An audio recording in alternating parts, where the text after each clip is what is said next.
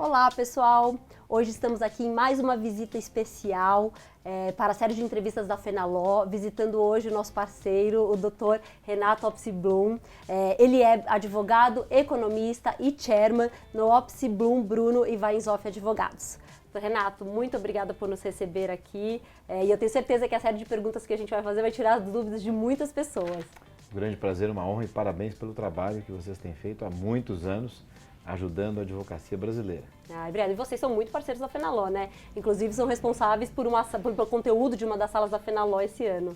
Esse ano não, né? Dos últimos anos sempre conosco, né? Vamos usar o jargão, então hashtag tamo junto? Estamos juntos.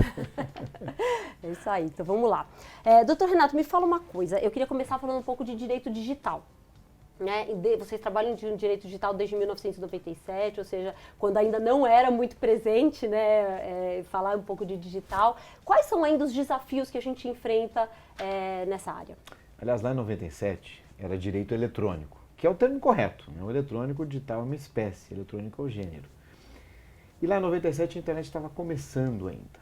Então as estimativas, as previsões apontavam que mais cedo ou mais tarde, o mundo dependeria das relações eletrônicas hoje digitais. E quando você tem essa transformação e transposição do que você faz, ainda um pouco no mundo físico, mas muda para o digital, muitas vezes até de forma híbrida, digital e físico, você transpõe também as relações jurídicas, os fatos e os atos jurídicos. E a partir daí você vai colocando camadas nas mais diversas áreas do direito. Então, devagarinho, o direito foi avançando, então você sai de um primeiro momento em que você tinha marca versus nome de domínio, começa a ir para contratos eletrônicos, assinaturas digitais, os cybercrimes ou crimes cibernéticos, crimes eletrônicos, vai avançando, vem a inovação, vem as startups, depois NFTs, blockchains, hoje metaverso, que já tinha lá em 2007, aliás 2003 no Second Life. E o grande desafio é exatamente isso, é você conseguir de forma consistente, dinâmica e atual acompanhar essa evolução tecnológica, esse é o primeiro ponto do desafio. O segundo desafio é interpretar essas evoluções com o direito existente, e aí vem também aquela área do direito consuetudinário, o direito dos costumes, e você consegue com isso, através de precedentes dessa evolução e da interpretação casuística, regular não no tempo adequado, mas num tempo razoável, aquilo que depende de certas regras e de certas normas. Ou seja, o grande desafio é você colocar o direito o mais perto possível dessa mudança de comportamento que é o avanço tecnológico. Você nunca vai conseguir regular antes, com raríssimas exceções, a tecnologia. Então, normalmente vem primeiro a tecnologia, primeiro o uso, primeiro o costume, o consuetudinário, e depois vem o direito. A gente não pode deixar o direito se afastar muito, né? Porque senão você perde referência, tem conceitos equivocados que acabam sendo implementados na sociedade. Muitas vezes a gente escuta, olha, eu vou então fazer uma DIO, por exemplo, né, que é uma estrutura autônoma descentralizada, e esse DIO, por não ter uma sociedade específica, mas é uma associação de pessoas, então eu não teria nenhuma cobertura legal. Essa afirmação não é verídica. Você tem, porque você tem uma associação, tem um grupo de pessoas, você muda o ambiente, a estrutura e traz uma novidade, que é fazer isso dentro de um blockchain, por exemplo. Então são nomes novos que vêm chegando com mais potência na tecnologia, no processamento de dados, mais dinâmica na resolução das coisas e novas ideias que vão acontecendo. O Brasil ele evoluiu bastante nesse ponto, nós temos uma boa estrutura legislativa existente, específica inclusive de assinaturas digitais, de crimes, de startups, e uma boa estrutura vindo. Por exemplo, marco regulatório específico para cripto está chegando também, os blockchains, daqui a pouco os DAOs. Então o Congresso ele agora traz essa pauta tecnológica como uma pauta importante, prioritária, e não poderia ser diferente diante dessa nossa dependência, que é o mote da sua pergunta, essa dependência cada vez maior da tecnologia. Nós não podemos deixar essa dependência acontecer sem um mínimo de percepção, um mínimo de conhecimento. Por exemplo, um exemplo curioso do nosso dia a dia. Então, hoje todo mundo tecla. WhatsApp, serviços de mensagem, SMS, seja lá o que for. E eu pergunto, se você trocasse o que você tecla por uma comunicação por voz, como era uma ligação normal, telefônica, ainda que por vídeo, pode ser por vídeo, seria o mesmo tempo? Você economizaria tempo ou você gastaria mais tempo? né? A resposta é direta, muito menos tempo. Mas o costume hoje parece que é teclar, porque envolve um novo comportamento. Você tem hoje pessoas mais incluídas digitalmente, mas mais tímidas, entre aspas, digitalmente, para falar, para se expressar, etc. Em contrapartida, esses canais também despertaram alguns fenômenos, por exemplo, o TikTok. Né? Você tem pessoas que vão lá e gostam de fazer o TikTok, importante, etc. E aí você vai acomodando tudo isso. São esses grandes desafios, esses ajustes, que a gente não tem uma resposta definida, mas nós temos que acompanhar para e passo o mais próximo possível para não deixar de ter uma regulação mínima. A gente vai falar um pouquinho mais disso aqui em algumas outras perguntas que a gente vai entrar. Falando também um pouquinho de outra especialidade do escritório, que é proteção de dados. Né? Agora a gente já está há quase 2 anos da LGPD. As empresas ainda estão enfrentando dificuldades para se adaptar? Ah, sempre. Isso é uma pauta plena, Eterna. perpétua. Né? E eu gosto até para os meus alunos, quando a gente estuda proteção de dados, eu digo, você quer ir a fundo? Então desconstrua. Proteção para desproteção de dados.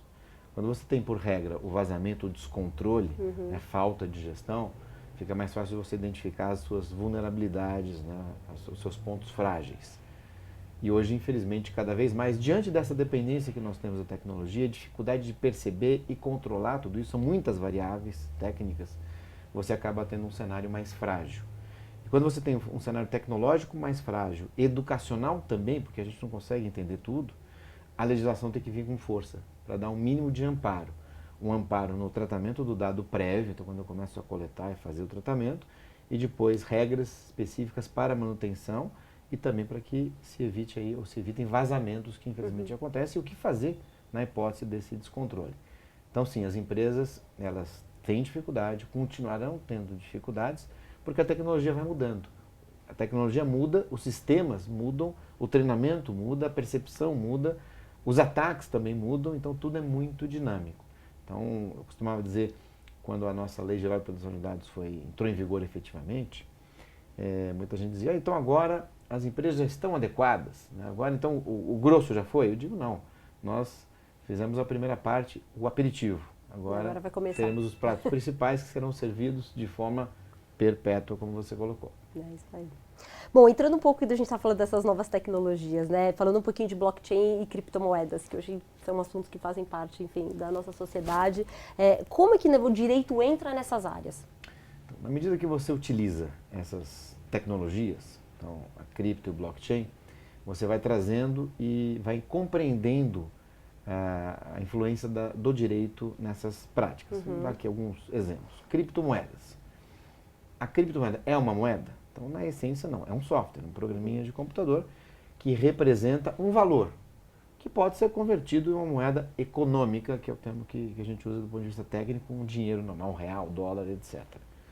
Mas a essência da cripto inicial foi servir como um instrumento, não uma moeda, de troca. É que depois, no uso dessa moeda de troca, se descobriu que isso poderia ter um valor externo como moeda econômica, então vieram as exchanges, que fazem essa operação de troca das mais de 4.000 criptomoedas que usam, então transformam esses instrumentos em valores econômicos, que é como a gente tem hoje. E a tecnologia entra no blockchain, que são as plataformas que servem para processar, suportar essas criptomoedas, esses instrumentos, fazer isso funcionar, junto com a criptografia, e que começou a se discutir com mais facilidade lá em 2001, com a edição da Medida Provisória 2200, da certificação digital, ICP Brasil, etc., então ficou um pouquinho mais fácil de compreender. É isso que dá a integridade, você não consegue mudar aquela operação que foi feita, e a perenidade, se você muda, você automaticamente anula aquilo que foi feito. São instruções matemáticas, lógicas, objetivas e naturais. Então você tem hoje economia, e eu voltei a estudar economia, que eu me formei em 94, um ano antes do direito, por causa disso, tentando fazer algum vínculo com a moeda econômica, com a moeda digital, com as criptos. E dá para fazer aí alguns estudos interessantes. Por exemplo, no caso do blockchain, no caso do Bitcoin, o Bitcoin tem um grau de atratividade, como tem também o Ether, interessante por 2 razões objetivas. Então, o Bitcoin ele tem um limite de 21 milhões. 21 milhões acaba, então, olha, só por isso eu quero ter um Bitcoin, porque vai acabar. Então, isso gera uma especulação, um interesse, né, uma demanda. No caso do Ether, que surgiu na plataforma blockchain Ethereum, essa plataforma serve não só para moeda, mas para você armazenar documentos, contratos inteligentes, que está na moda falar hoje, smart contracts, que é difícil de fazer, difícil de programar. Parece muito fácil, que está na moda, etc., mas é complicado e que depende de uma obrigação antecedente jurídica nativa.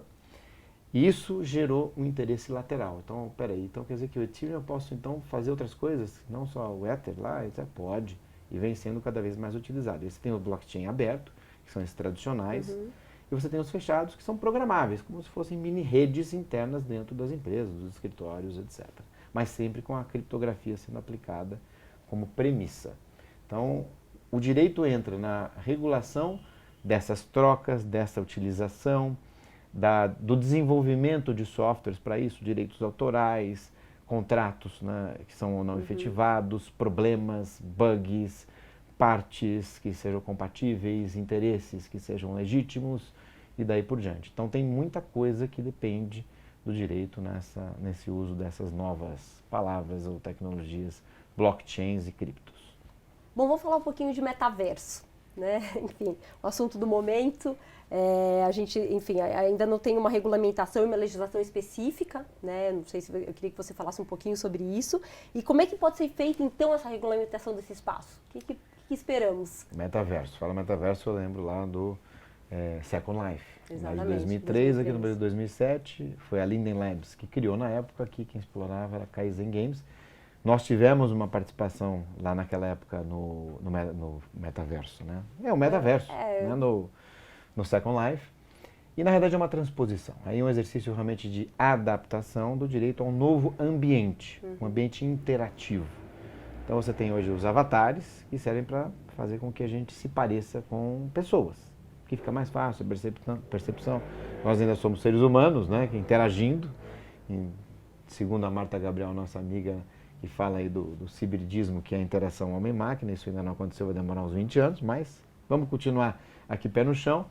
A gente tem essas plataformas que simulam situações do mundo físico, mas no mundo digital, com mais recursos tecnológicos. Então, por exemplo, quando você coloca, a câmera não está apontando ali, mas ali eu tenho o Quest 2, que é um óculos da Meta, antigo Facebook, em que você coloca para você interagir nos metaversos.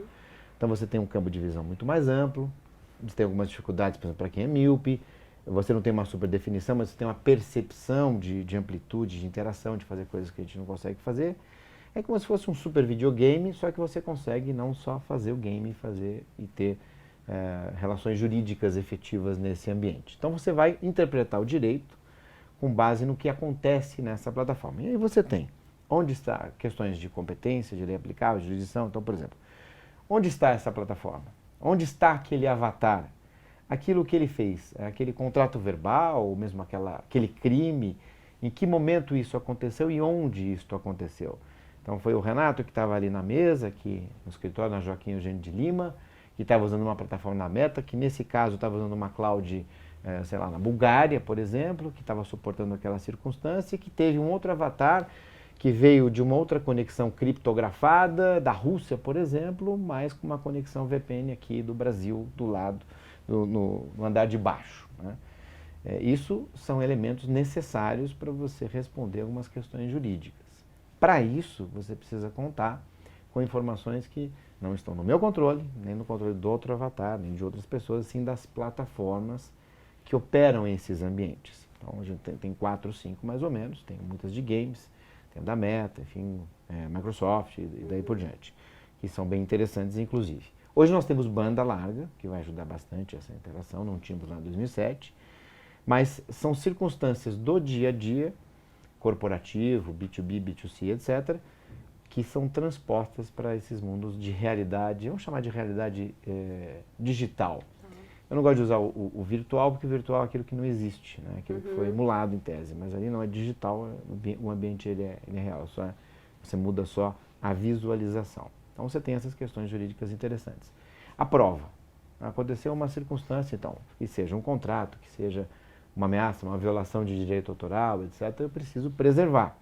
Existem mecanismos legais hoje de preservação mais ou menos fortes, mas você pode usar e deve usar todos os meios que estão aí disponíveis, desde a famosa ata notarial até o próprio print screen, uma prova testemunhal, uma filmagem que você faça, etc., dependendo do grau de sensibilidade. E até preservar, muitas vezes, essas evidências em blockchains, inclusive, que é muito mais barato. Mas é uma transposição. Agora, qual é o grau onde isso vai chegar? Todo mundo pergunta, mas vai dar certo? Vai pegar o metaverso? Olha, o metaverso ele vai despertar curiosidade durante muito tempo. Normalmente, hoje a gente tem acesso, tem banda. Ele não pode ser muito complicado. Tudo na tecnologia que é novo e é fácil, dá certo. Tudo que é novo e é complicado, não dá certo. Verdade. Né? A gente precisa escalar para fazer a coisa funcionar. Então, o metaverso me parece que vem hoje com um novo momento. Você pode, pós-pandemia, criar ambientes para fazer coisas diferentes, para fazer reuniões, para fazer debates. A OAB do Tatuapé, por exemplo, numa iniciativa inédita, tem lá uma presença específica, oficial da OAB, o que é muito bom, né, para incentivar, pelo menos despertar o interesse disso. E você pode praticar alguns atos, né, lá. Pode, inclusive, trocar NFTs, comprar NFTs usando cripto através das plataformas, etc. Para quem gosta muito de tecnologia, isso vai acontecer, temos a banda, etc. Isso deve evoluir, não vai acabar. Não vai acontecer o que aconteceu em 2007. Então, só não sei qual velocidade isso vai acontecer. Eu até gosto de chamar hoje, nós já podemos estudar, inclusive nominar o direito metaverso, né, que são essas adaptações desse novo ambiente, nesse novo mundo. Tá bom. Uma outra pergunta ainda, falando de metaverso, né? Vocês mesmos aqui no escritório têm feito algumas reuniões, né, nesse ambiente. Eu queria saber o que você daria de conselho para os escritórios que querem entrar nesse universo e se, na realidade, quais são os benefícios que eles podem ter de entrar nesse mundo digital. Dê uma olhadinha na plataforma da OAB Tatuapé, interessante, está no site, está no web, está no Instagram, etc. Ali você pode ter uma ideia do que é o metaverso, tem salas, inclusive workspaces para uso, etc. Vale a pena dar uma olhadinha. Eu não sei se vai haver uma intensidade muito grande, mas existem, por exemplo, hoje, vamos usar uma situação típica, de pessoas que operam metaversos ou desenvolvem aplicações relacionadas ao metaverso, podem querer fazer uma reunião com um advogado, né, com um counselor, no metaverso, porque eles são do metaverso, eles são de tecnologia, pode ser uma startup específica, etc., e ali pode ser utilizado. Isso, nesse momento, já acontece. Pode ser que isso evolua, mas vai demorar um pouquinho ainda, temos que baratear ainda os equipamentos, esse Quest, em torno de R$ 1.500, que é um valor, não é barato, mas dá para fazer um esforço, enfim. Temos banda e devagarzinho isso vai se disseminando e vai despertando esse interesse. Então, uma sugestão boa, use o próprio canal oficial OAB Tatuapé, nessa iniciativa muito interessante que eles estão promovendo. Eu tenho participado de reuniões no metaverso. Você não precisa necessariamente ter o óculos específico do metaverso, você pode, aí talvez isso ajude a escalar, você pode entrar em reuniões usando a sua câmera. Como se fosse um Zoom, por exemplo, um Teams. Sim. Você entra, você não vai ter aquela sensação, mas você vai ver os avatares vão ver você como a sua imagem normal, de câmera.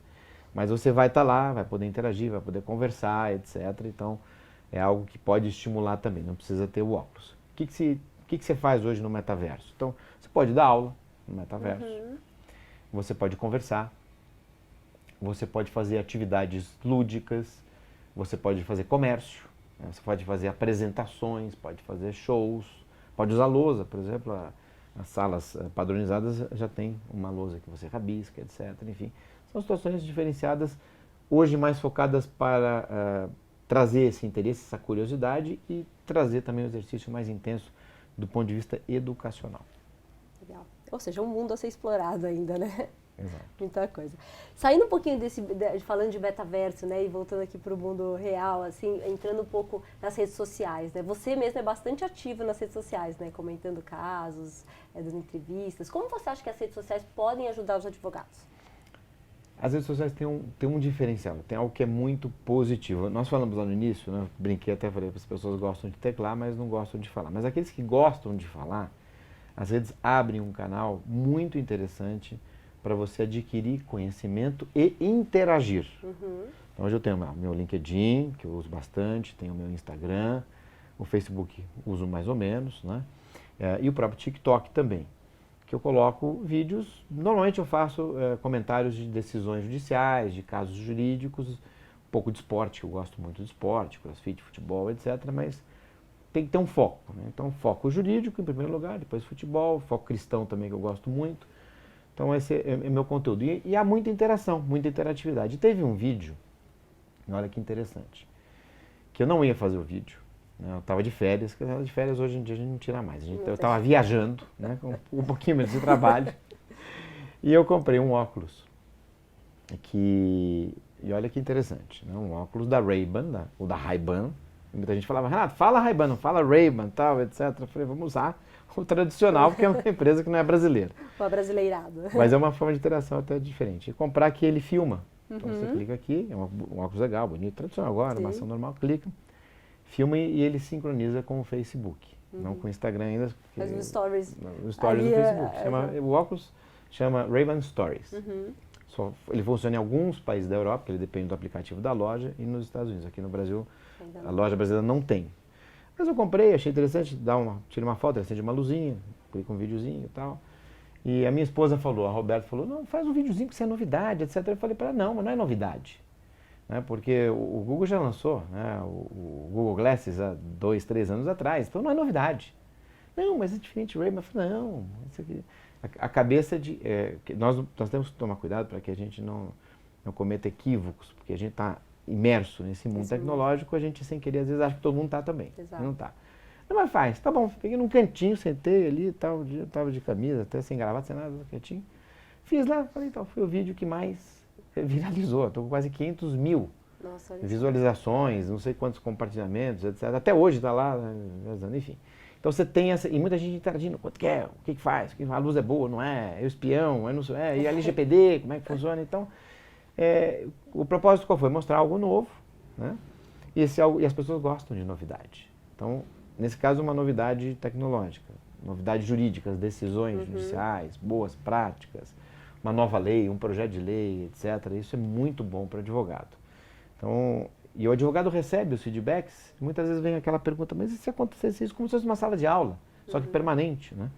Você fala, não pensei nisso, etc. E aí você reflete melhor, poxa, que legal, e isso vai agregando e vai crescendo, né? Você vai aprimorando, né? Você vai trazendo cada vez mais conteúdo nesse canal de interatividade. Então não é só a parte do marketing jurídico que muitos colocam, mas você tem também essa atividade profissional quase que obrigatória. Né? Então você vai fazer um vídeo de uma decisão, você estuda a decisão, você olha as consequências, o que eu vou falar, qual o impacto, quanto tempo vai ser, etc. Tudo isso junto. E é algo que novamente veio para ficar, a OAB já regulamentou inclusive no novo provimento, então agora é só evoluir. E todo mundo está fazendo, né? Eu tenho colegas que eu sigo e aprendo, né? Gosto do que eles falam, etc. Até de outras áreas, é bem interessante. Veio para ficar. Até mesmo quem não é advogado, né? Segue muitos advogados e aprende muito com os conteúdos. É muito bom mesmo. Muito bom. Muito... O que eu queria, e até entrando no... Talvez seja... Eu não. Acho que eu desejo de muita gente, entrando um pouquinho na questão da inteligência artificial, é o seguinte. É receber... Eu sigo mais ou menos 800 e poucas pessoas. É receber, o que eu faço? Eu coloco alertas naquelas que são mais relevantes que eu quero receber conteúdo, ou do Stories, ou da publicação, ou do favoritos, enfim. Mas eu queria receber exatamente aquilo que fosse importante para mim em determinado momento. Inteligência artificial plena. Para quê? Para não perder tempo, né? Para poder otimizar, para poder ter mais tempo recebendo aquele conteúdo, para desenvolver melhor aquele conteúdo. Isso ainda não é possível. Ou seja, cada vez mais personalizado, né? Como uma ideia para uma startup, quem sabe, né? Fazer isso aí, enfim, mas... É isso aí. É o problema do tempo hoje, né? Que a gente quer receber, a gente tem que acompanhar grupos de WhatsApp, né? Muitas vezes você não aproveita muito pouco. Você tem que fazer gerenciamento do WhatsApp. Como fazer esse gerenciamento, hein, Maju? Como fazer? Eu estou em busca. Eu também quero saber. Eu estou em busca. Tá ótimo. Muito obrigada, doutor Renato, por nos receber. Eu tenho certeza que muitos do que a gente conversou aqui vai ajudar muita gente que nos assiste. Muito obrigado. Vocês estarão na Fenaló também. A gente vai falar muito mais, o escritório vai falar muito mais desse assunto lá. Então, fiquem ligados também. Muito obrigada por nos receber aqui. Prazer, parabéns pelo trabalho aí a todos. Estamos juntos. Hashtag estamos juntos. Estamos juntos, né? Abraços digitais. Fiquem com Deus. Obrigada.